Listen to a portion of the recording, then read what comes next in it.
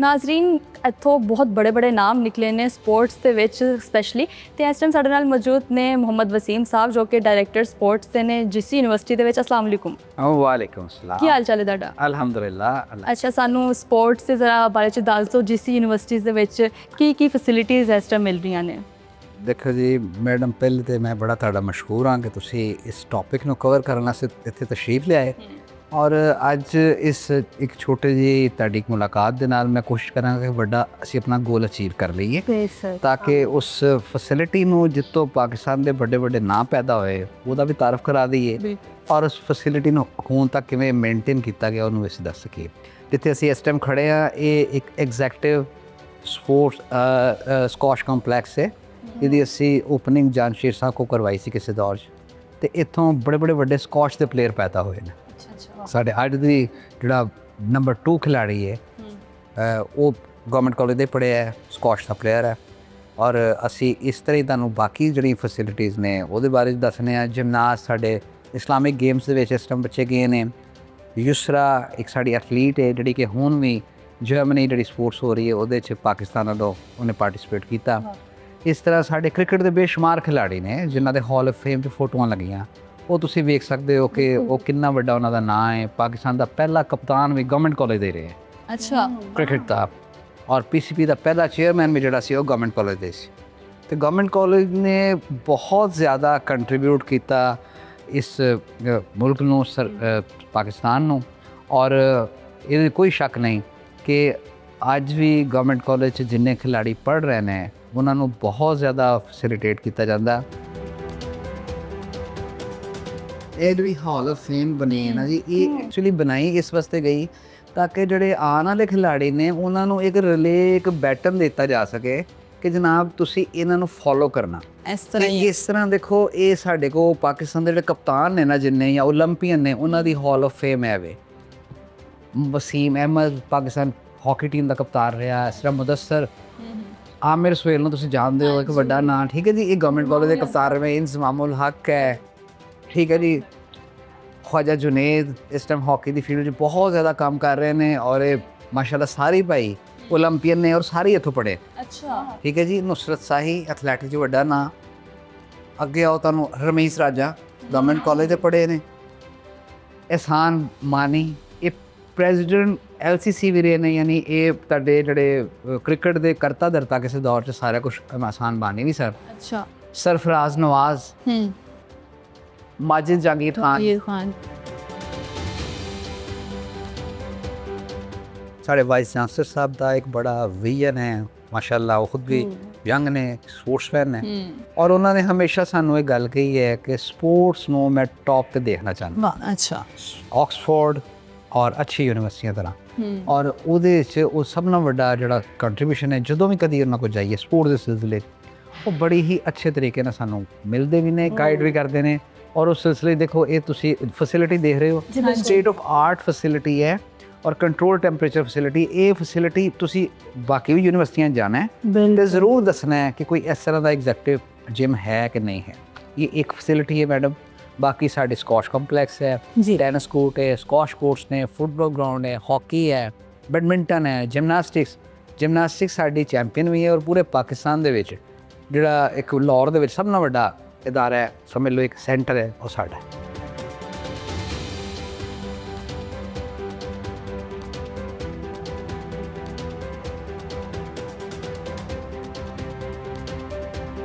नाज़रीन, असीं इस टाइम GC यूनिवर्सिटी के zoology डिपार्टमेंट के साइंस म्यूजियम के विच मौजूद हैं, तो साढ़े नाल इस टाइम मौजूद है कि सामिया जी जो कि सीनियर म्यूजियम ऑफिसर ने। अस्सलाम वालेकुम जी। अस्सलाम, की हाल चाल है? ठीक ठाक? हाँ जी मैम, ठीक है। अच्छा सामिया जी, सानू ये दसो कि जिहड़ा म्यूजियम है कदों जो है ना बनया सी इत्थे यूनिवर्सिटी दे विच? स्टेफिसन नेचुरल हिस्ट्री म्यूजियम आज जो है वो 1906 में जो है वो बना था, और 1906 से ऑनवर्ड अब तक इसको मोर देन 100 ईयर्स जो है वो हो चुके हैं। और तब से अब तक हमारे म्यूज़ियम में कलेक्शन डे बाय डे जो है वो ऐड होती जा रही है, और बहुत से नायाब जो है वो स्पेसिमन्स हैं हमारे म्यूज़ियम में। इसमें जो है वो कुछ ऐसे भी हैं जो अब दुनिया से नापैद हो चुके हैं, ख़त्म हो चुके हैं। ऐसी भी जो है वो हमारी कलेक्शन का जो है वो पार्ट हैं। और म्यूज़ियम के अंदर जो है वो मोस्टली हमारे जो स्टूडेंट्स हैं, एक विज़िटर जो आते हैं डिफरेंट स्कूल कॉलेजेस और यूनिवर्सिटी से, वो भी स्टूडेंट जो है वो विज़िट करते हैं। और उसके अलावा हमारे अपने जो स्टूडेंट्स हैं उनको रिसर्च पर्पज़ के लिए वो हमारे जो है वो बहुत से जो स्पेसिमन्स हैं और जो डिफरेंट जो है उनके सब्जेक्ट से रिलेटेड जो स्पेसिमन्स हैं उनके ऊपर रिसर्च पर्पज़ के लिए उनको यूज़ करते हैं और उनको स्टडी करने के लिए यूज़ करते हैं। जैसे कि बहुत से आप जैसे हम अगर अपनी वाइल्ड लाइफ डिपार्टमेंट को देख लें तो हमारे बहुत से ऐसे जानवर हैं जो कि पाकिस्तान में तेज़ी से ख़त्म हो रहे हैं। उनमें बैक साइड पे अगर आप देखेंगे तो गेवियल है जिसको उर्दू में घड़ियाल बोलते हैं, तो ये भी तकरीबन जो है वो एंडेंजर जोन में जो है वो आता है। तो इस तरह से हम अपने स्टूडेंट्स को जो है वो अवेयरनेस देते हैं कि वो किस तरह से जो है वो अपना रोल प्ले कर सकते हैं, किस तरह से इन नायाब जानवरों को जो है वो मुस्तकबिल में आने वाले बच्चों के लिए जो है वो कंजर्व कर सकते हैं, सेव कर सकते हैं। बिल्कुल, बहुत बहुत शुक्रिया। तो चाहेंगे फिर सानू जरा ना थोड़ा विजिट भी कराओ खाओ। अच्छा मैम, इस टाइम किन्नियां को स्पीशीज़ एज गैलरी ਦੇ ਵਿੱਚ मौजूद ने? हमारे पास जो है वो म्यूज़ियम में तकरीबन 6000 जो है वो एनिमल्स हैं, जिनमें डिफरेंट मैंने आपको जैसे बताया वर्टिब्रेट्स हैं, इनवर्टिब्रेट्स हैं, और इसमें हमारे पास लार्ज साइज़ के मैमल्स की कलेक्शन है और कुछ हमारे पास स्मॉल साइज़ के भी जो है वो वर्टिब्रेट्स है, बर्ड्स की वैरायटी है, मतलब इस तरह से फॉसिल्स की वैरायटी है हमारे म्यूज़ियम में। ऐसे मार्क हो रहे पाकिस्तान का जो है वो कौमी जानवर जो है वो। ਤੁਸੀਂ ਸਾਨੂੰ ਇਹਦਾ ਥੋੜਾ ਦੱਸ ਜਾਓ ਕਿੱਥੋਂ प्रिजर्व किए गए हाँ जी, ये सारी कलेक्शन हमारे पाकिस्तान की ही है। अच्छा। इसमें ये जैसे आप देख सकते हैं जो है वो इस पे लेपर्ड, कॉमन लेपर्ड है और पैंथर है ना? पेट्रा। और इसी तरह से ये हमारे पास जो है वो ये सिविट जो है वो कैट्स हैं। ये मतलब दुनिया की सबसे एक्सपेंसिव कॉफ़ी जो है वो इनके वेस्ट प्रोडक्ट से जो है वो तैयार की जाती है। ये जो आप देख रहे हैं ना एशियन पाम जो है वो सीविट।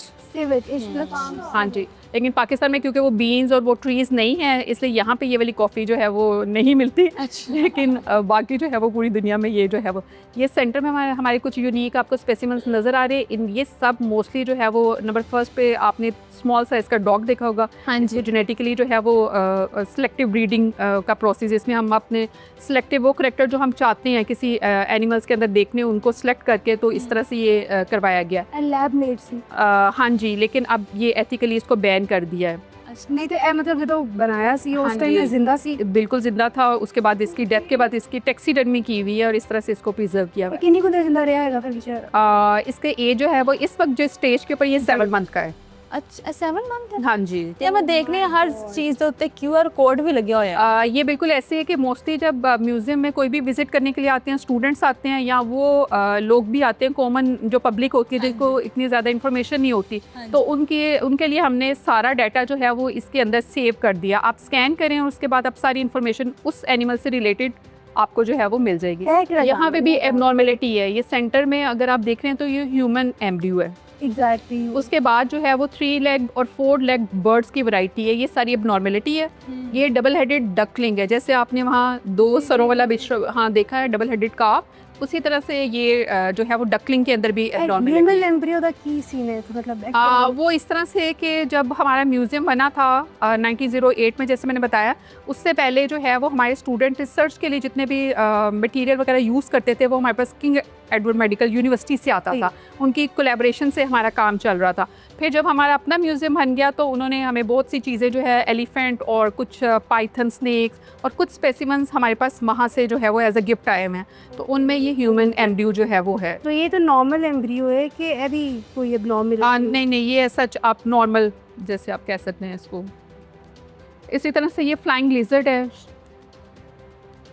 ये मार्को पोलो शील। फ्लाइंग लिजर्ड केड़ी है? ओ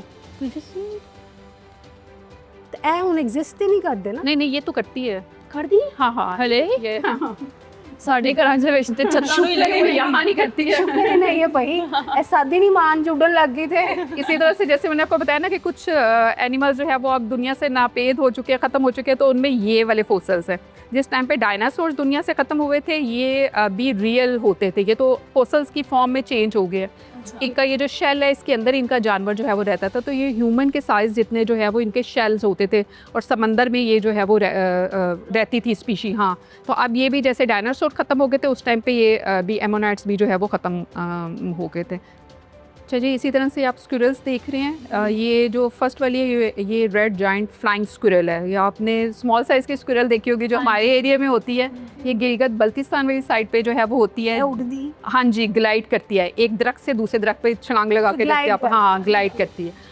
और इसका साइज़ और आप जो फ़र देख रहे हैं वो एरिया वाइज जैसे हम मूव करते हैं टेम्परेचर जो है वो कम होता जाता है, उसी तरह से इनकी जो है वो आप देखें कि फ़र बहुत हैवी कोटेड है। इसी तरह से सेंटर वाली हमारे एरिया में जो होती है ये हमारी मरी वाली साइड पे है। ये क्योंकि स्पेसिमन जो है वो मोर देन 100 ईयर पहले ये स्किन थी हमारे पास, इसकी हमने रिसेंटली टैक्सीडर्मी किया। तो क्योंकि इतना टाइम पीरियड वो था तो उस तरह से अच्छे तरीके से वो नहीं हो पाई उसकी टैक्सीडर्मी ना। तो ये इस तरह से एरिया वाइज जो है वो स्क्विरल्स की जो है वो वैरायटी है।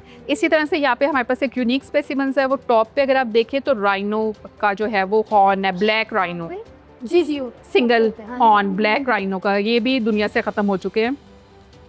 और हमारे पास ये इसका जो है वो हॉर्न है। अच्छा, ਇਹ ਵੀ ਉਹ ਏਸ਼ੀਅਨ ਐਲੀਫੈਂਟ ਜਿਹਦਾ ਤੁਸੀਂ ਸਾਨੂੰ ਦੱਸਿਆ ਸੀ। जी जी, हमारे म्यूज़ियम का सबसे आप कह लें कि लार्ज स्पेसिमन जो है वो, जिनको इसको देख के मोस्टली कुछ बच्चे आगे कहेंगे कि डायनासोर था।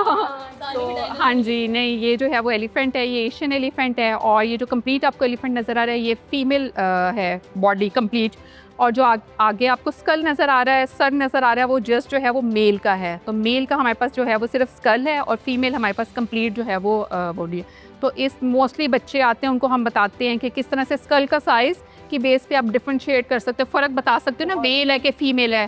फिर टस्क का जो साइज़ है उसकी बेस पे भी आप आइडेंटिफाई कर लेते हो कि ये मेल है कि ये फीमेल है। इस तरह से जो है वो कंपैरिजन बच्चों को जो है वो बताया जा सकता ਤੇ ਇੱਥੇ ਮੈਂ ਵੇਖਦੀ ਹਾਂ ਸੱਪ ਵੀ ਪਏ ਨੇ। है। जी जी, ये स्नेक की हमारे पास जो है वो स्टफिंग की फॉर्म में भी है और ये हमारे पास स्किन भी है। मतलब इसकी हम जब भी चाहें टैक्सीडर्मी करवा सकते हैं। अच्छा, हाँ जी, और ये इस तरह से हमने इसको प्रिजर्व जो है वो करके जो है वो रखा हुआ है। तो इनको भी स्पेसिमेंस को मोर देन 100 ईयर्स जो है वो हो चुके हैं हमारे पास कलेक्शन में। जो अच्छा, वो बहुत अजीबोगरीब से है।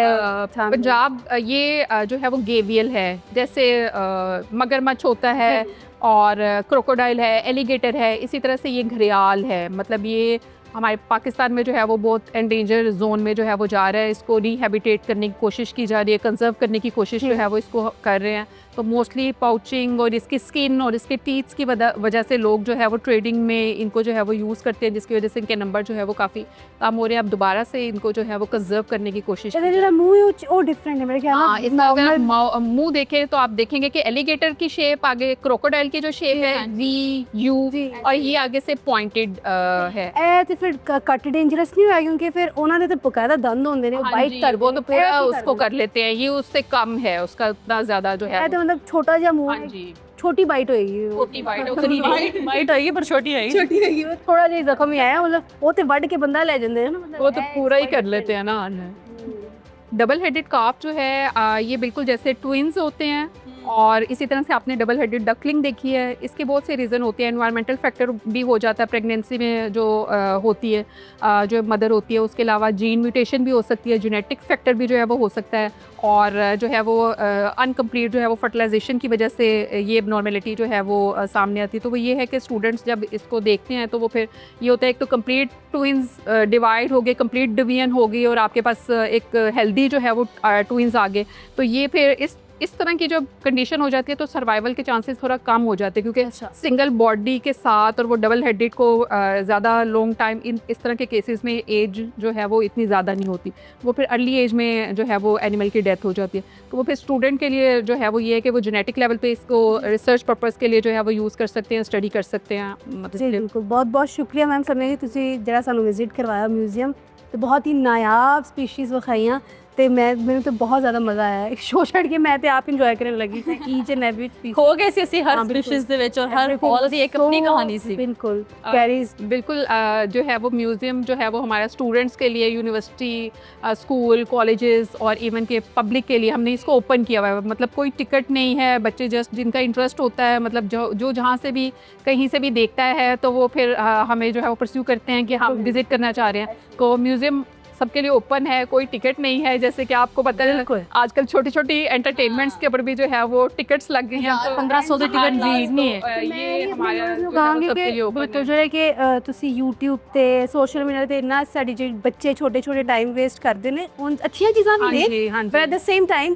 ਤੁਸੀਂ ਮੈਂ ਇਨਕਰੇਜ ਕਰਾਂਗੀ ਮੈਂ ਵੀ ਮੁਕੱਦਸ ਵੀ ਮੈਮ ਵੀ ਨੇ ਸਾਡੇ ਨਾਲ ਤੁਸੀਂ ਆਓ ਪਲੀਜ਼ ਆਪ ਵਿਜ਼ਿਟ ਕਰੋ ਕਿਉਂਕਿ ਜੋ ਇੰਟਰਨੈਟ ਤੇ ਵੇਖਣਾ ਇੱਕ ਬਿਲਕੁਲ ਅਲੱਗ ਗੱਲ ਲੇਕਿਨ ਆ ਕੇ ਤੁਸੀਂ ਆਪ ਜਿਹੜਾ ਐਕਸਪੀਰੀਅੰਸ ਕਰਦੇ ਹੋ ਉਸ ਚੀਜ਼ ਨੂੰ ਅੱਖਾਂ ਨਾਲ ਵੇਖਣਾ ਦੈਟਸ ਟੋਟਲੀ ਡਿਫਰੈਂਟ ਐਕਸਪੀਰੀਅੰਸ ਤੇ ਵੈਸੇ ਇਵਨ ਸਾਡੇ ਸੋ ਦਾ ਮਕਸਦ ਵੀ ਆਈ ਸੀ ਕਿ ਅਸੀਂ ਦਿਖਾਈਏ ਜੀਸੀ ਯੂਨੀਵਰਸਿਟੀ ਦੇ ਵਿੱਚ ਕੀ ਫੈਸਿਲਿਟੀਜ਼ ਨੇ ਕੀ ਅਲੱਗ ਤਰ੍ਹਾਂ ਦੀ ਇਹਦੇ ਵਿੱਚ ਚੀਜ਼ਾਂ ਪਾਈਆਂ ਗਈਆਂ ਸਾਨੂੰ ਮਿਊਜ਼ੀਅਮ ਪਹਿਲੇ ਕਦੀ ਵੀ ਇਸ ਤਰ੍ਹਾਂ ਦਾ ਨਹੀਂ ਦਿਖਿਆ ਇਹਦੇ ਵਿੱਚ ਇੰਨੀ ਸਪੀਸ਼ੀਜ਼ ਸੀ ਜੋ ਲੋਕਾਂ ਨੂੰ ਬਹੁਤ ਫੈਸੀਨੇਟ ਕਰੇਗੀ ਉਹ ਮੇਰੇ ਖਿਆਲ ਨਾਲ ਲੋਕ ਲਾਜ਼ਮੀ ਆਣਗੇ ਤੇ ਵਿਜ਼ਿਟ ਕਰਨਗੇ